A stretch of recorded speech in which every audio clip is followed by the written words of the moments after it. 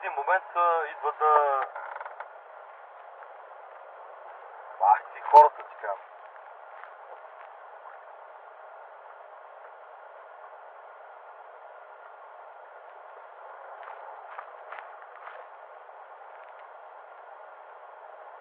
А пък специално за това, специално за напред, значи виж какво ще кажа ти.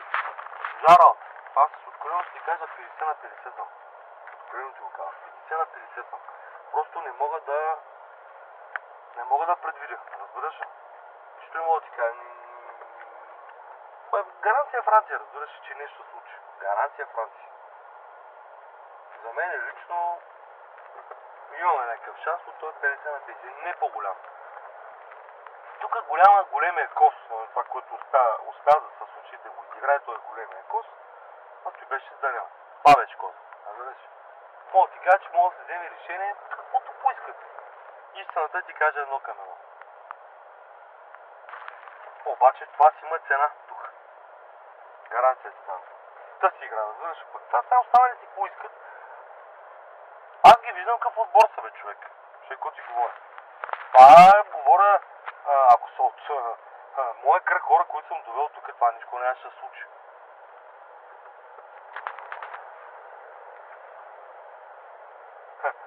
Казах му 100 пъти ясно светло, вила майката. Ще стане беля там, говорим и глупости.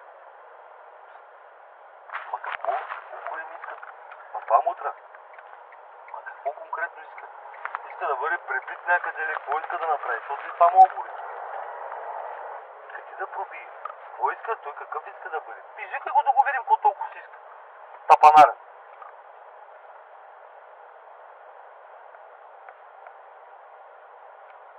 Окей, така да бъде. След това се занимава с организационната работа. Маумир също. Какво толкова си му тук нататък? Аз за това не искам да ми звънят. Не искам да разговарям с тях. Не искам да се занимавам с глупости, разбираш ли? И те трябва да знаят, че в момента ние ще решаваме как да бъде. И то, като казвам решаваме, ние трябва да знаем действително, защото в момента много въпроси. Аз ето до ония ден, ето в петък ми пуснат график, няма никой не идва, разбираш. Днес сутринта ми се обажда звън, обаче тя не изчее. В момента така ме е стиснал това, че просто нямаш представа. Хори се вижда, Сос хори се вижда, Соня, Жорка тука туи, аз съм като някой бъкшиш, разбираш, аз ме тормози, той не гледа на такива като нас, разбираш, аз не съм, ето днеска видя реакцията, тум, нова вана, не някой написата.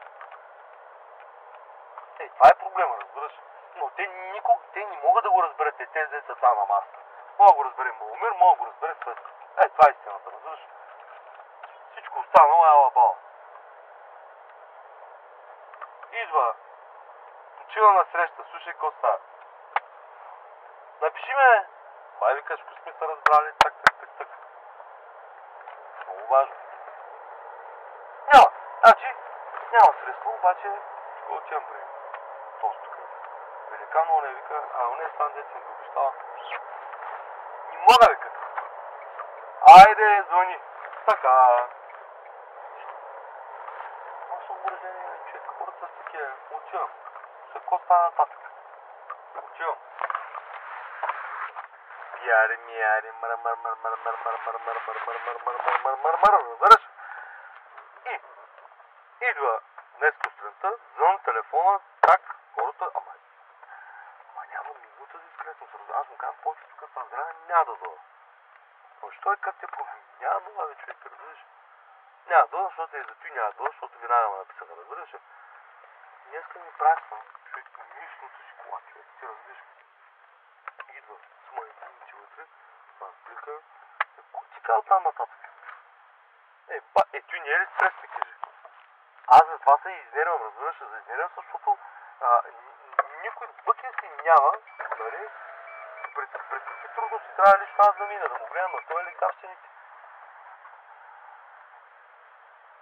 Сядаш на масата, разбираш, сядаш на масата с тях, нали си мислиш, че голяма работа, не го кажеш колко му дреми да стои. Имам някаква симпатия към него, обаче, сега ще обясня, реално погледнато, може да направи така, че ние да се отдаем тук. Разбираш какъв е проблема? Абе, му кажи. Аз в момента не мога да взема адекватно решение, какво да направя. Не мога, ти разбираш ли? Аз му звъня и го питам да се случи сега. Едно камера. Как си с тази част? Ето, върви, разпределяй, прави, струва и въобще, разбираш. Едно каза, виж какво? Така, аз ще помогна, ще дам. Нали? И ние вчера коментираме.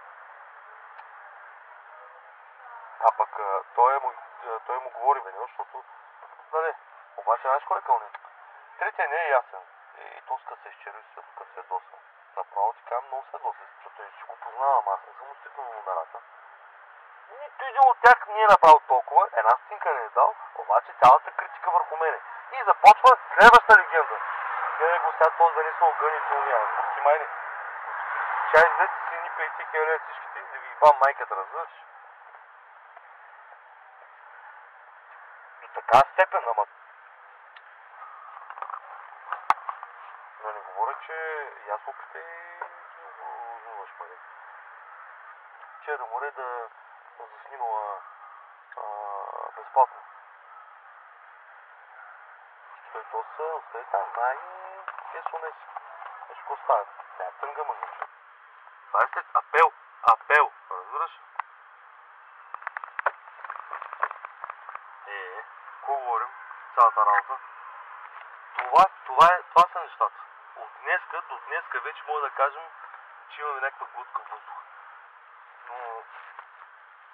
Дори му казвам на него вчера, никакви ангажименти не е в края за месец. Дали за какво става просто? И сега майката му през този период от време, обаче ще ти каже нещо друго. Той иска конкретно. Него иска, казва му на Маломер, вика, виж какво, искам да знам къде сте силни, къде сте слаби, къде какво се случва. Разбираш, искат... Тези хора искат отчет. Жорка, на нашия отчет се обади там да съгласуваш, защото не е там с Салтаната. Кой къщи не те разбере? Звъня в дейти по вечерта. Може ли да ги сложим? Може да слагаш, който си поиска извътре с тя да ни писка. Телефон. Нещата придобиват грубселски характер вече. За съжаление, ние нямаме в момента кой знае какъв материал при нас. Разбирам правилно. Няма други, разбери. Пъпеш, допъпеш. Тук там е някои изключения от типа на краси, както е в Спурховския, така такива бойци. Го виж го, Жоро, моят приятел. Погледни го, какво се случва. С цялата си наглост ми дължи 11 000 лева, ма пита дали дошли някакви пари.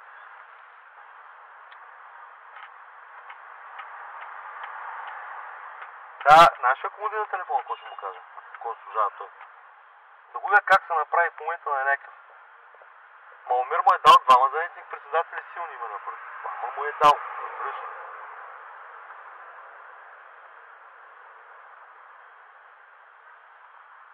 Просто буклука не мога да напише две изречения. Ти разбираш, този човек каза, направо съм изумен. Казвам, че да. Не знам, това са работи, които трябва да се говорят в този състав, който бяхме днеска и да се умеем да взимаме някакви правилни решения, да изкараме тази кампания. И знаеш какво значи?